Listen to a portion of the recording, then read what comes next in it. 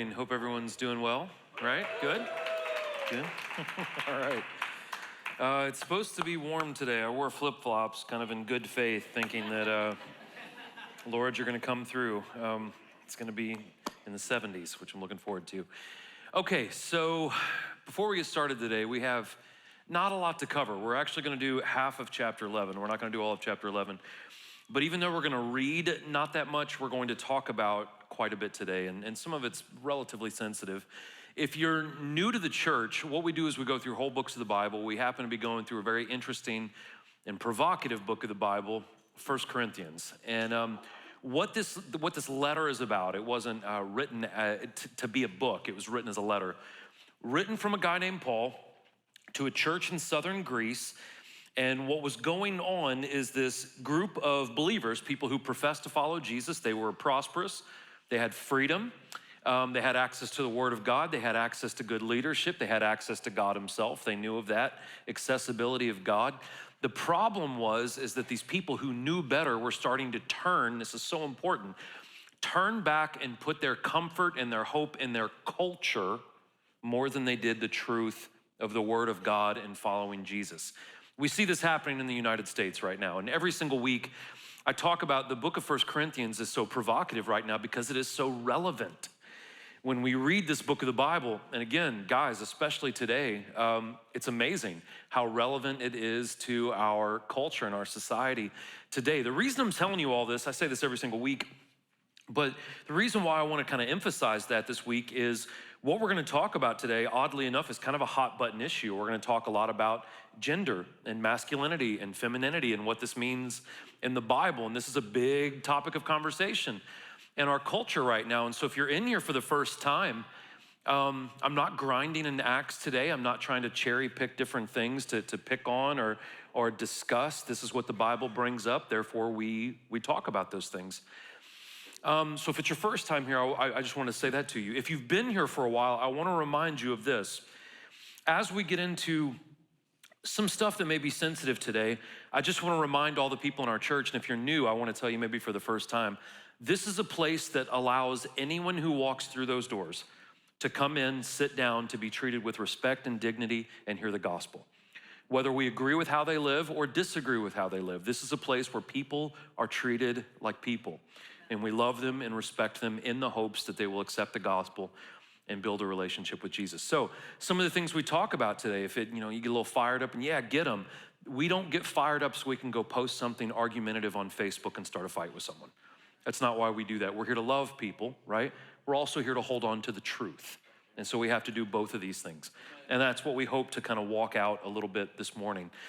If you haven't been here, chapter 10, that we talked about last week ended with something interesting. There's been this conversation that Paul has been having that sometimes we exercise our freedoms as Christians and we enjoy them and we live in them. And then he says other times we lay down freedoms for the sake of others.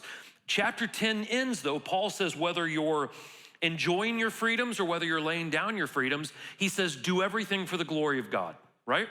So we talked about in our work, in our, if we're students, if we're husbands, wives, friends, if we're doing our leisure activities, whatever we do, we are to do it in a way that honors God and blesses other people. That's what we talked about last week. This week, we will continue the conversation a little bit about sacrifice, a little bit about being considerate of others. Those things will come in.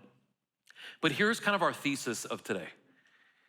And it is our attempt to make a God in our image in our society is failing. It is not working, right?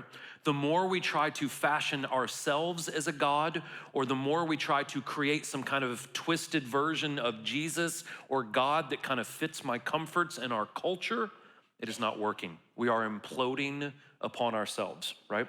Because our priorities are not in the right order. And that's what we're going to talk about a little bit this morning, okay? So you should have received a notes handout when you walked in. It has everything I'm going to say in there. Everything will be on the screens. If you have the Experience Community app, everything is on there. Just click on sermon notes and you got everything right in front of you. If you have a physical copy of the Bible, we're in chapter 11. We're only going to do 16 verses today, and we're right after the book of Romans. You have the book of 1 Corinthians, okay? So we should be in good shape, all right? Everyone's good? Everyone's good? I'm the only one sweating? Okay, all right. It's fine. Let me pray and we'll jump into this. Father, Lord, we love you. God, I thank you for this church. Lord, I love this church. I love the men and women that come into this place. I thank you for them. Father, I pray, Lord, that as we study your word, as we read about you and your design and how we are to live in that design, God, I pray that it blesses us, Lord. We pray not only for our church, we pray for every church in our city. We pray, God, for all our other campuses and the churches in those cities.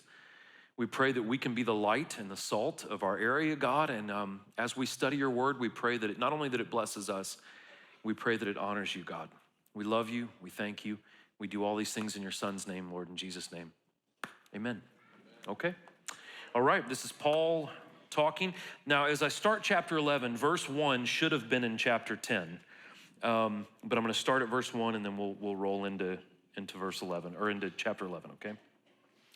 Paul says, imitate me as I also imitate Christ. Now I praise you because you remember me in everything and hold fast to the traditions just as I delivered them to you. But I want you to know that Christ is the head of every man, and the man is the head of the woman, and God is the head of Christ. So before any ladies start throwing tomatoes at me, we're going to explain all of this, okay? So when Paul opened up this part of his letter with some encouragement, he did that because he had been pounding on the church in Corinth pretty hard. So he opens up, he says, I praise you because the majority of you are doing what I'm telling you to do. But Paul was basically saying there's a huge group of you who are not doing what I'm telling you to do. But he opened up with some encouragement because he knew he's about to get back to a little bit of criticism, right? And correction, if you will. So he gets into this very odd issue.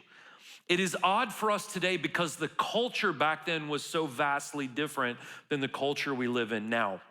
But what Paul was going to address was the relationship of how men and women function in the context of worship services, basically like what we're doing right now. Before he gets into this conversation about mutual respect in worship services between men and women, he reminds the church about headship or authority when it comes to men, when it comes to women, when it comes to God. The problem was this. Many of the Christians in the church in Corinth during this time were not showing proper respect to their spouse. And when they were not showing proper respect to their spouse, it was disrespectful to God. And Paul is going to talk about this within their cultural expectations, okay? Their culture was different from ours, but the underlying principles are going to be the same today. The issue that he was concerned about was women covering their heads during church services. So in Corinth, it was the cultural norm for women to wear a head covering to show modesty and to show respect and submission to their husband. Now, this is not a universal command, right? If you're a woman in here, you don't have to start like pulling up your shirt over your head. This is not a universal command to all Christian women at all times, because our way of showing authority in our culture is vastly different than what theirs was. So this is why we see it's important to know some history. It's important to know some context. The point, though, is honoring authority properly within the culture you live in. So the bottom line is this. Regardless of where we live on planet Earth, right, what kind of society we live in, Christian spouses should show mutual love to each other, mutual respect to each other, and mutual submission to each other. The Bible is big on respect, big on respect. So Paul cared about this issue of the head coverings. Basically, women were not wearing them in the church in Corinth, and they should have been. He was concerned about that because, one, he wanted to make sure that the church was upholding Scripture.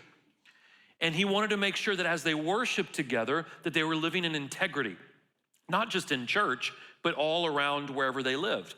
The second thing is he wanted to make sure that they were properly respecting each other. Both men and women were respecting each other, and when we respect each other, that honors God, okay? The third thing that he was concerned about, because listen, if you're in this room and you're married, marriage is the closest example we have on earth of what our relationship with God should look like. And if that is the case, Paul was concerned that if men and women didn't respect each other, the world sees this. And that's a bad example of Jesus to non-believers when married couples don't respect each other, right? This is very, very important. So he knew that the example to the outside world was also going to be tarnished if they didn't get a hold of this problem.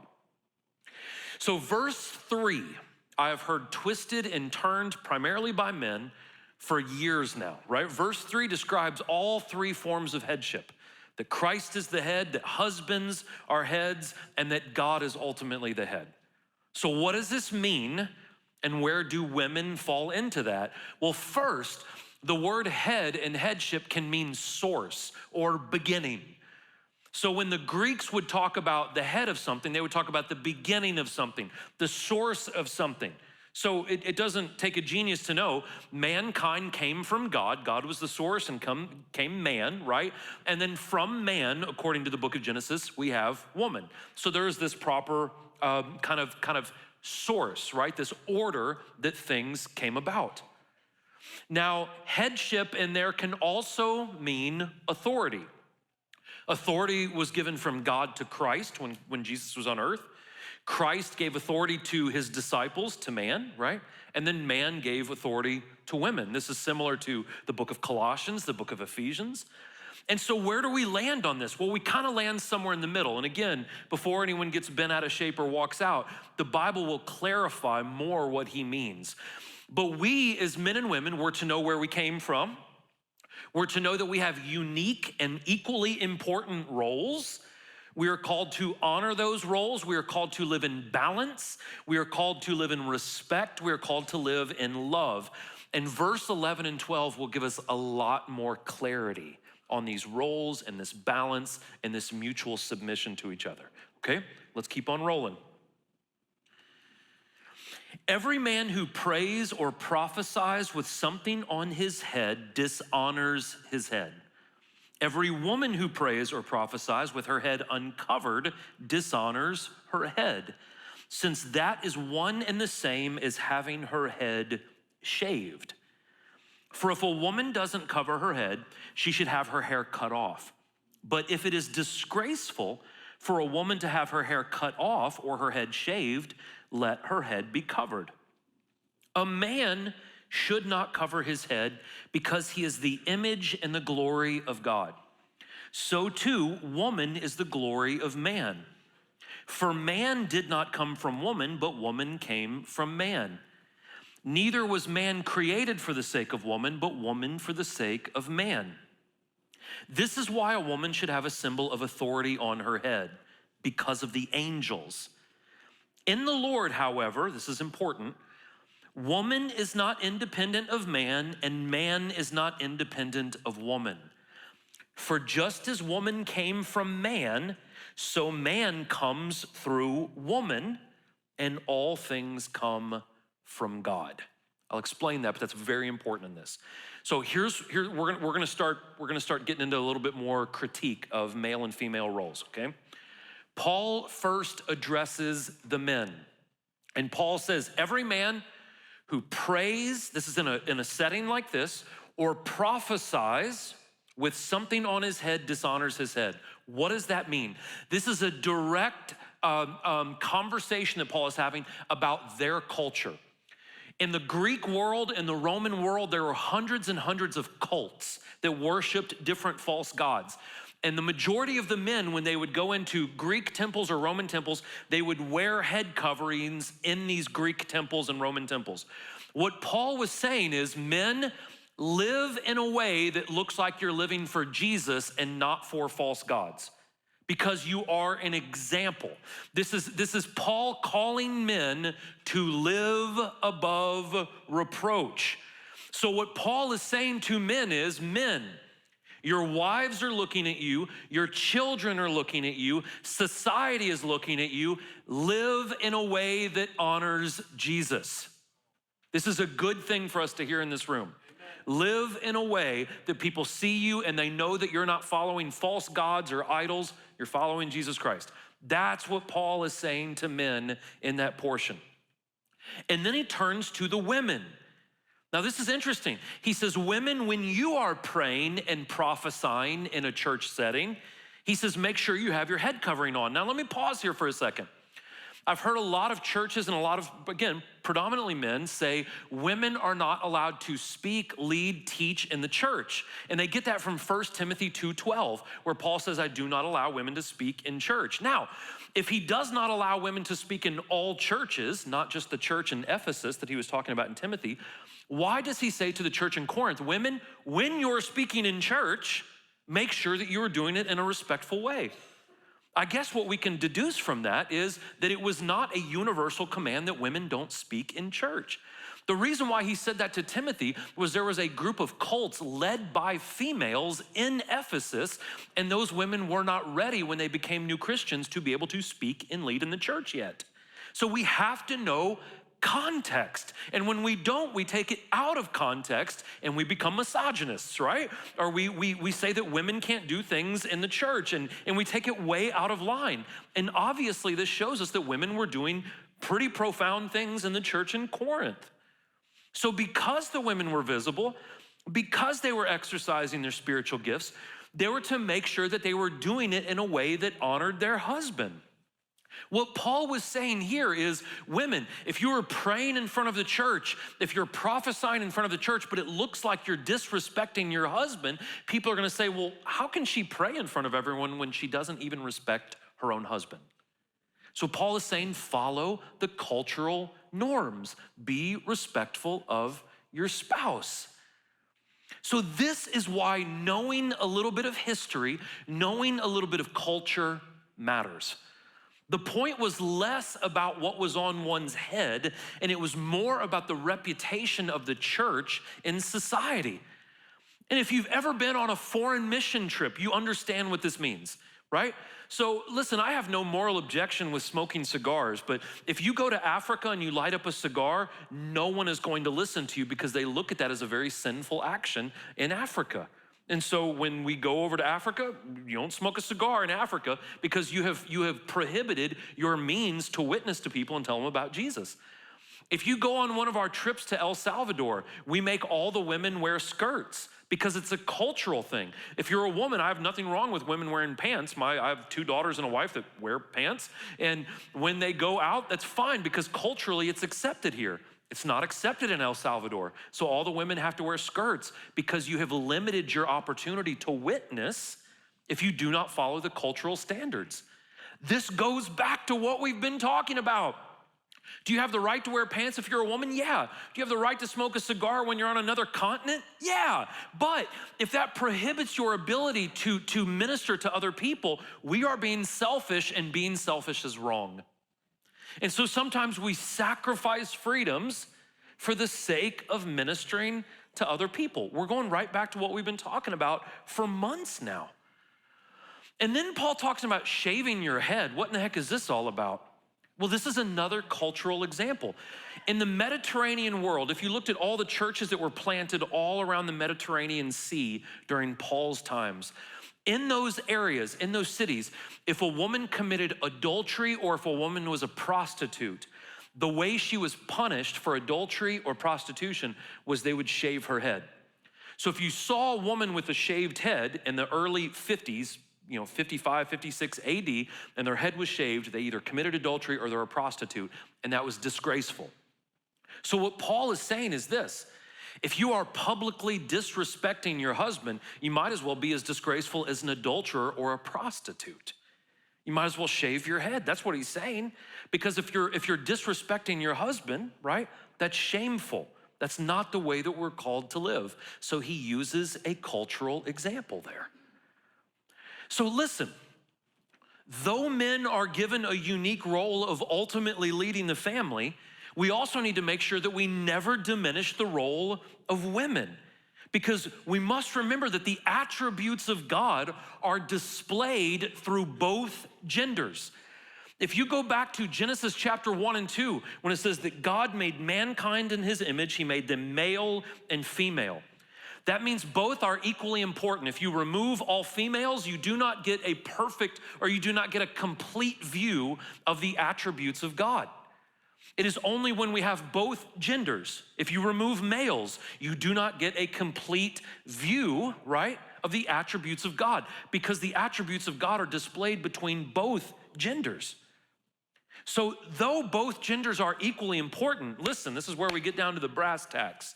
Men, there is a high calling and a biblical expectation of men to step up and lead. Amen. That's in worship, which means your spiritual life.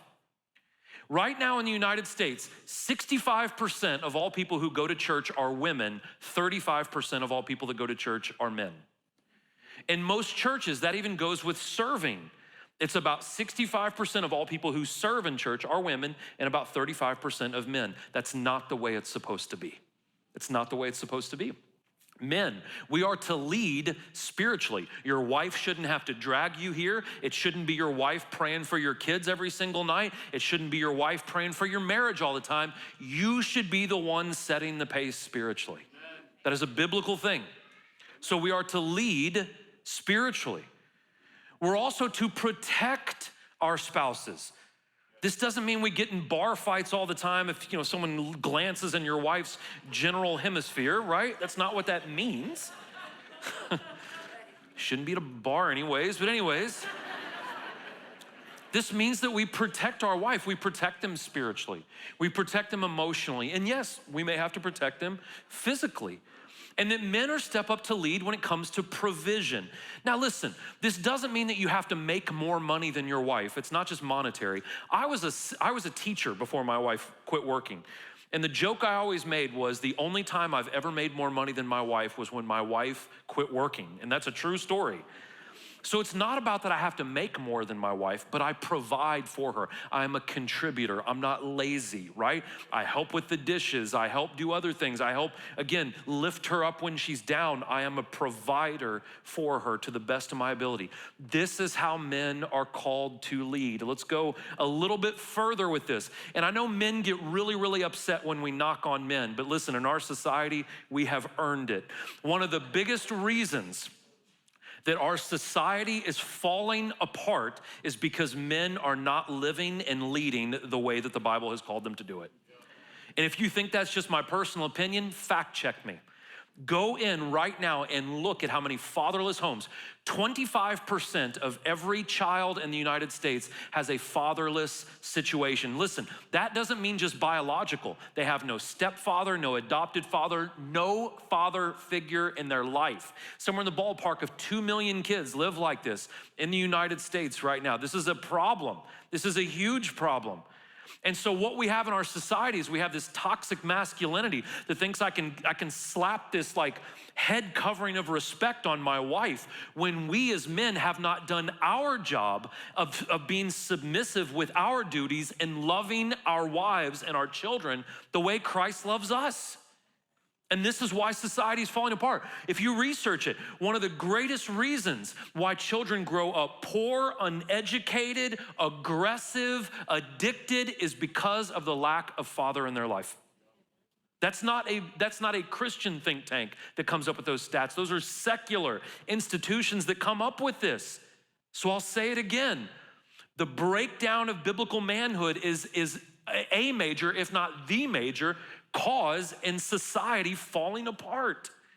So what do we have to do? We have to step up as men.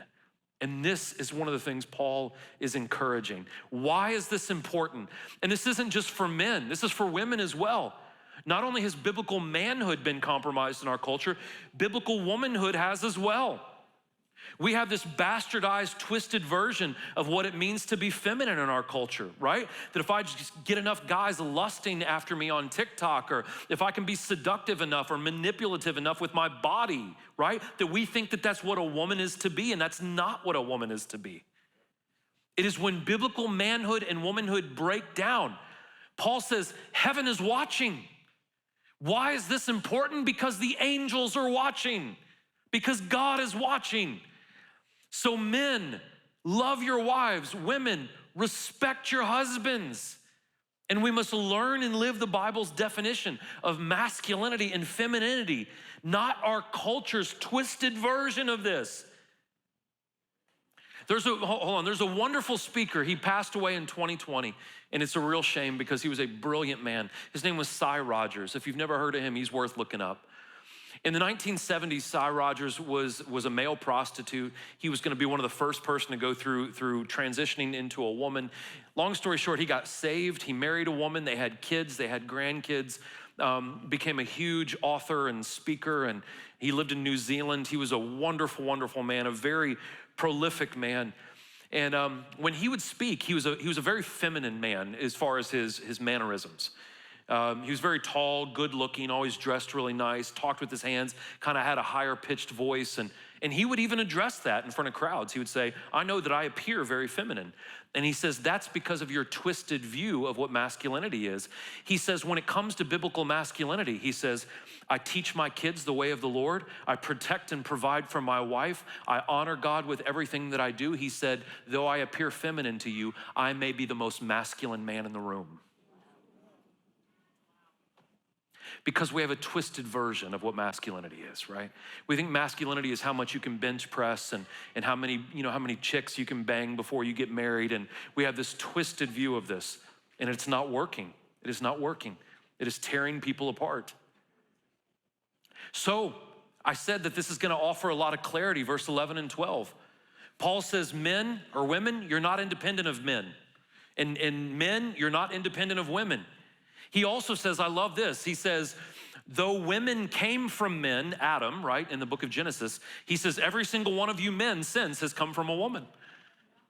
That both are vital, right? That both roles have to be there. That gender does matter.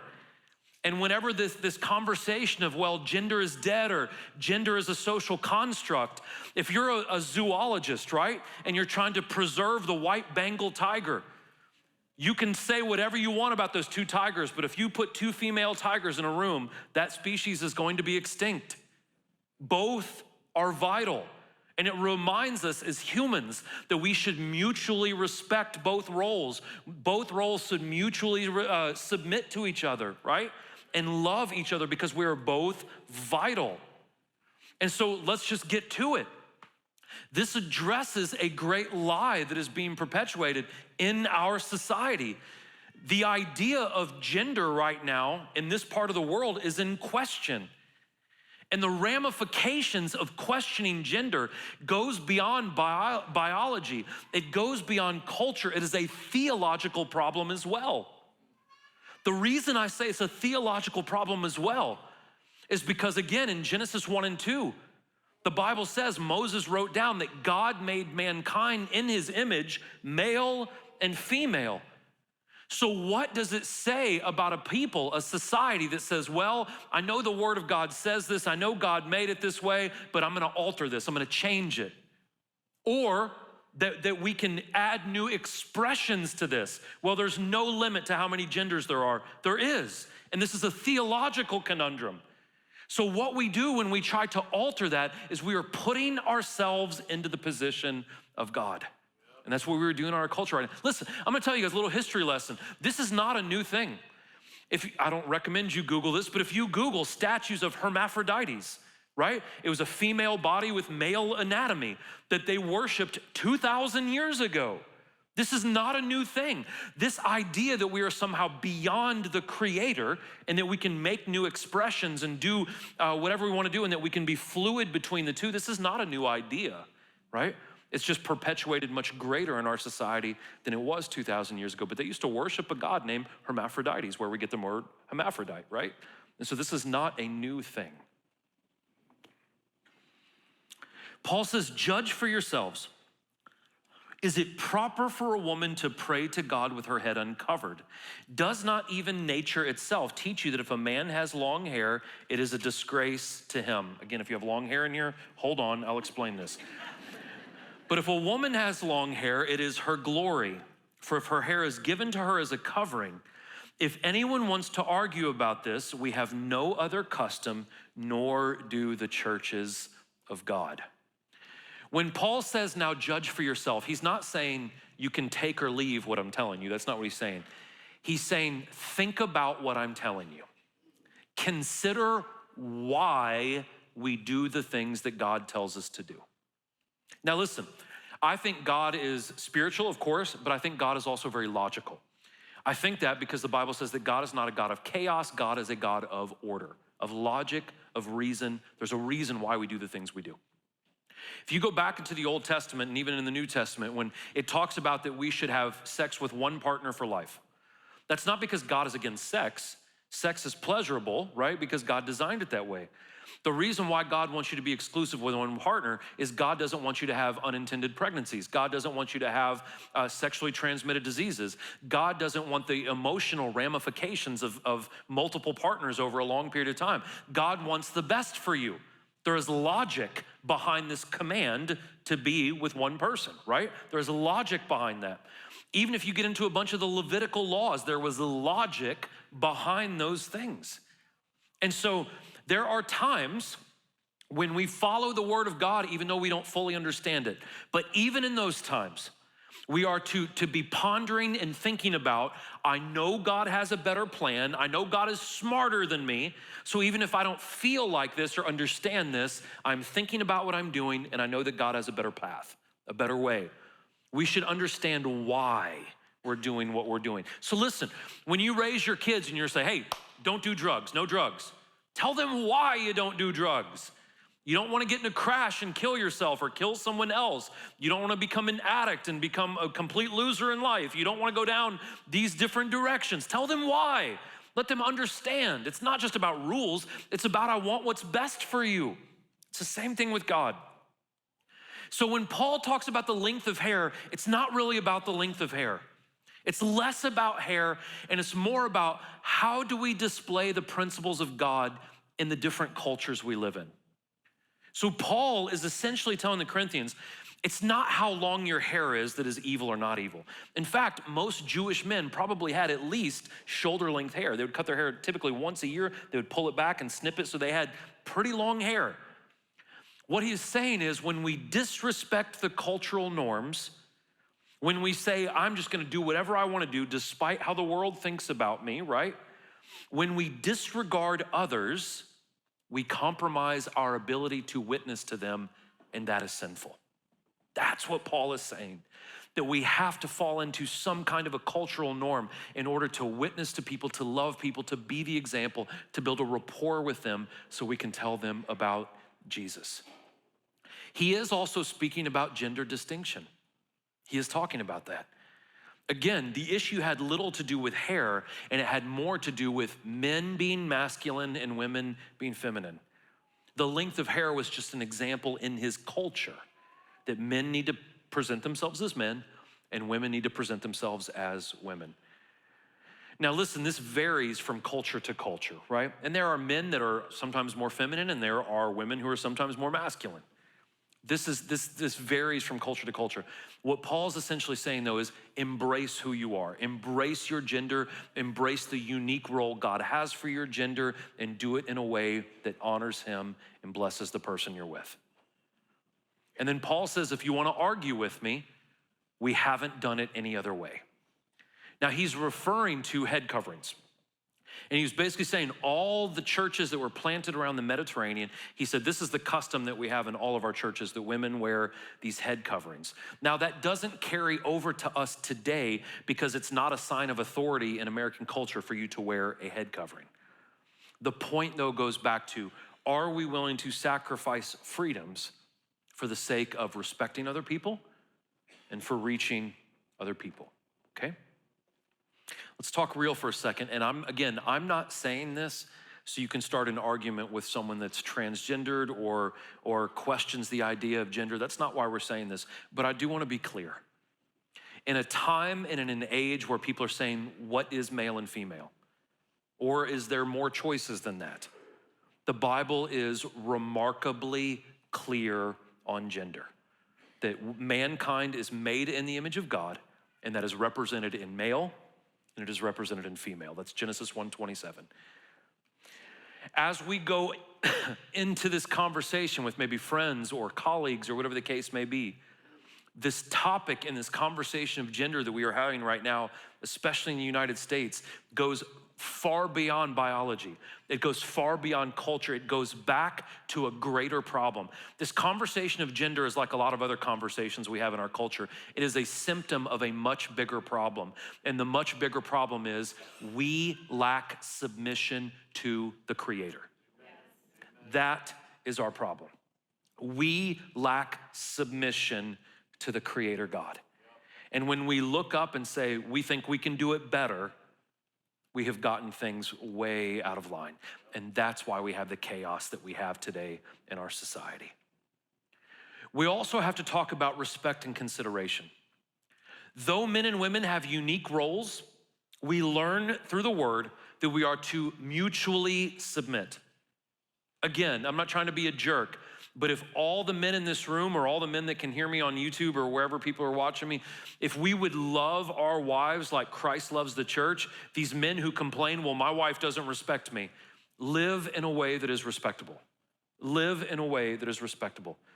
In the same note, women, if you are talking bad about your husband to other people, you are also not living in your proper lane, and you are living in a way that is not honoring God. We are to mutually submit. We are to mutually love. We are to mutually respect, because we cannot do it without either one of these roles. They are both vital. And this balance and respect not only makes, listen, if you're in this room and you're married, and if you're not married, like put this in your pocket and keep it for later. If we would just follow Ephesians 5, if every married woman in this room would show your husband respect, and if every married man in this room would love your wife like Christ loves the church, you will have a fantastic relationship. If you just do those two things, right? Not only will you have a fantastic relationship, one of the greatest miracles in American society are healthy marriages. And when the world sees, right, that we love each other, we mutually respect each other, we mutually care for each other, when the world sees that, that is a great example of Christ to the world around us. Respect and consideration.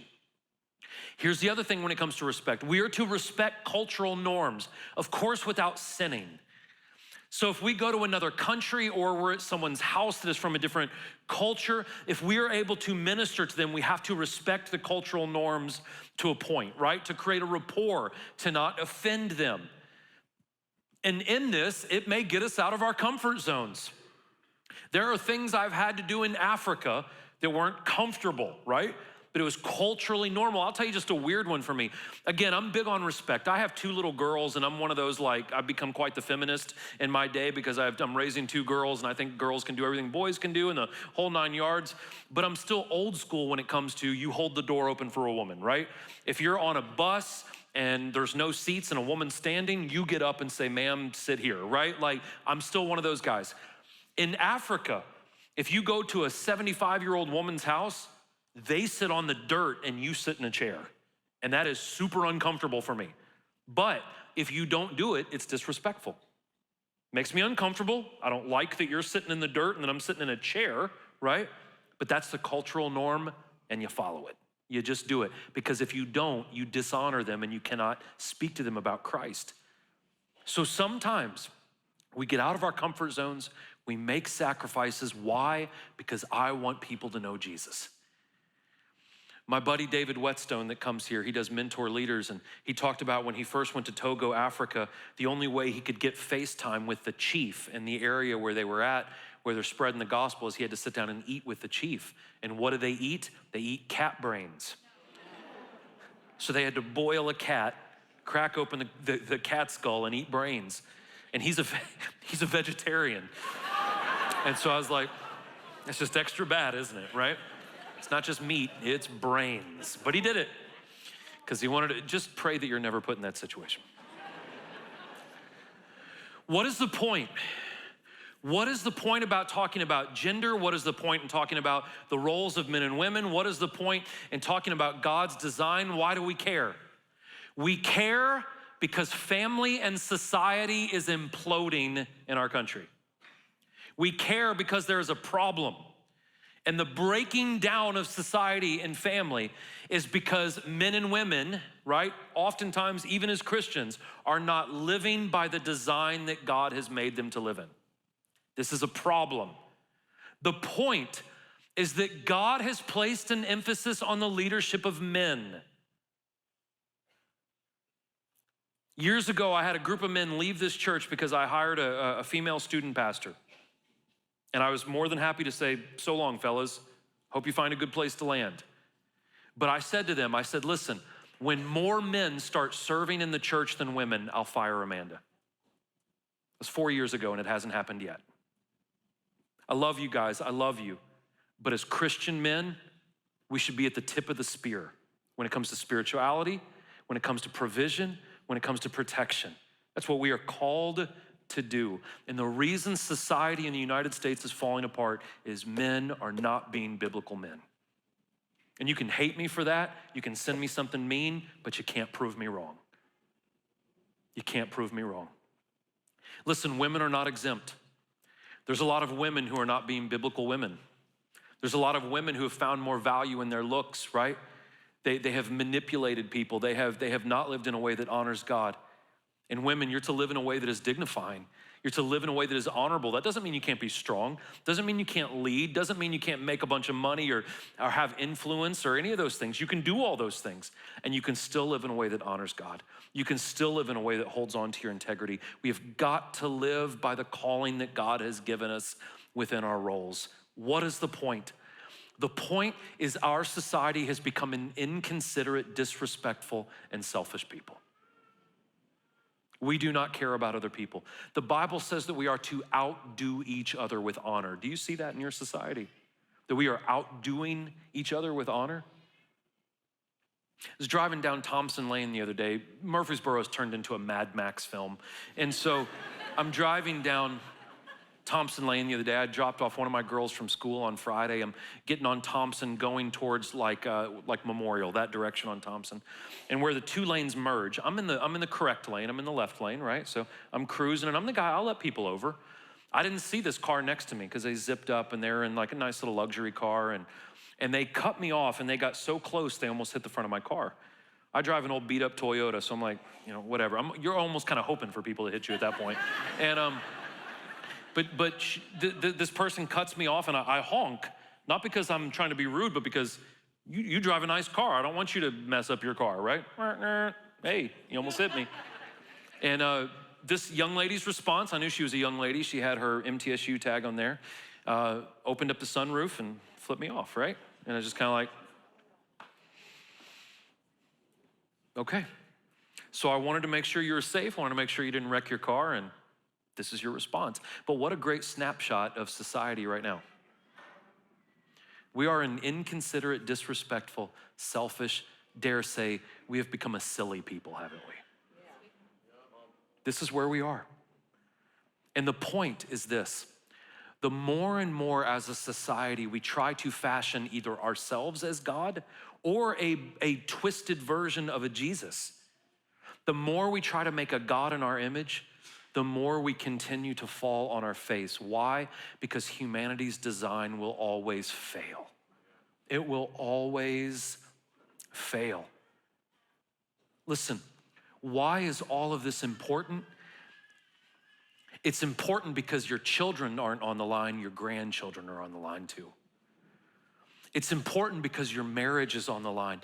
It's important because there are so many people who are confused, and there are so many people who are lost, and there are so many people who have been lied to.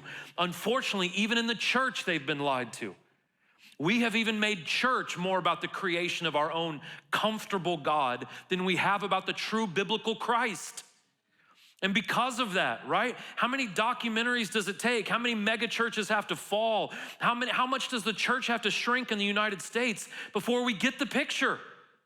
That we have strayed from the teachings of that word and we have made it about us. But hey, Easter is coming up next week and it'll be less about the resurrection of Jesus and more about people parachuting out of helicopters and games and silliness and shenanigans. And we'll see the same results that we've been seeing for the last 30 years. Tanking, tanking, tanking, tanking. When will the church start having the real conversations? Why is it important? It's important because we're losing right now. Corey, how dare you? How dare me? Look at the facts and figures. Right now, I do not see how the church survives in the culture that we have right now. I don't see it. I don't see it. We are struggling. Everything is on the line, and we have forgotten. So what are we to do? Everything begins with humility. Everything begins with us recognizing that we don't have it figured out. Everything begins with us saying, I don't have the plan. My ways fail. My ways fall apart. Everything begins with humility. Not just humility with God, humility with each other. I guess I could have driven the young lady off the road. I guess I could have done that the other day. I could have let my emotions get the best of me. I could have tailgated her until she got off, right? I could have pulled up next to her and flipped her off and cussed her out or whatever. But you just have to let it go. You just have to be humble in the face of people's arrogance, right? And listen, let me tell you where humility comes from. When we understand who we are in Christ, we don't have to worry about impressing everyone all the time. We don't have to be arrogant people that have to buck up and stand up to people and outsmart you and out-talk you. And I don't have to do that when I know who I am in Christ. I can truly live as a humble person. We must also be praying.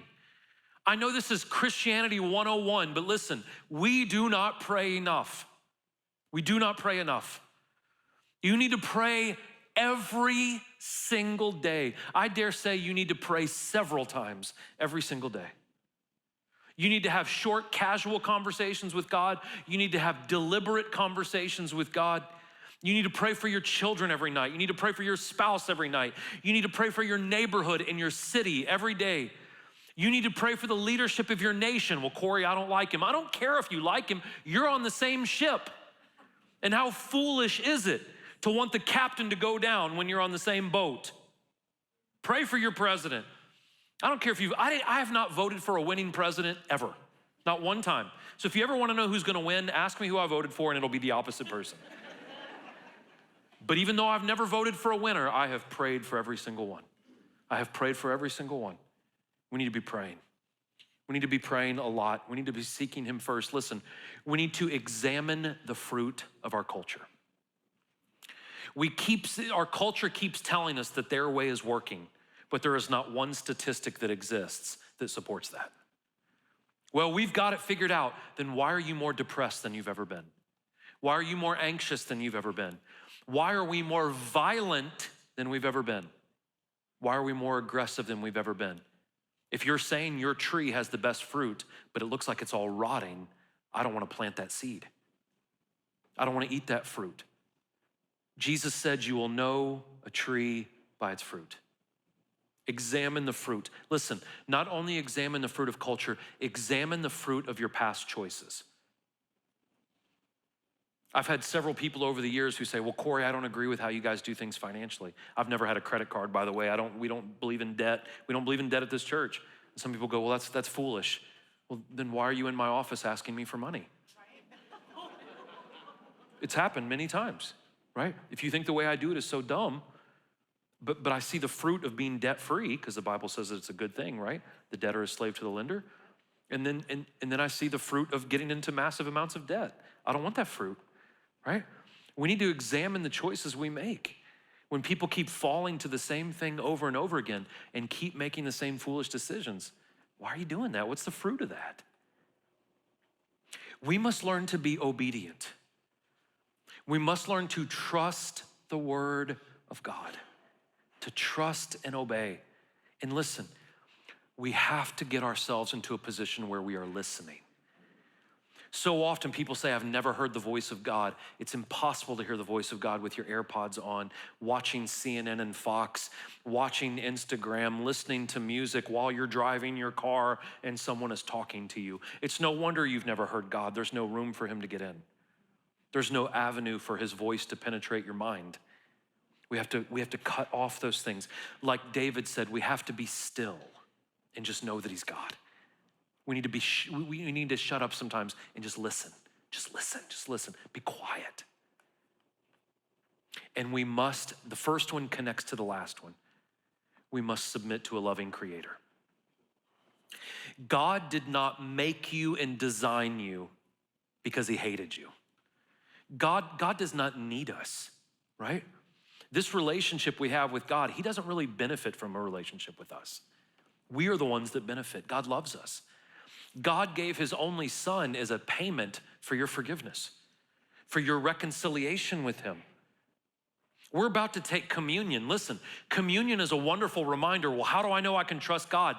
God gave his son for your salvation. That's how you know you can trust God. God wants what's best for you. God has better plans for you and I, things that we can't even imagine. And so we have to submit to him.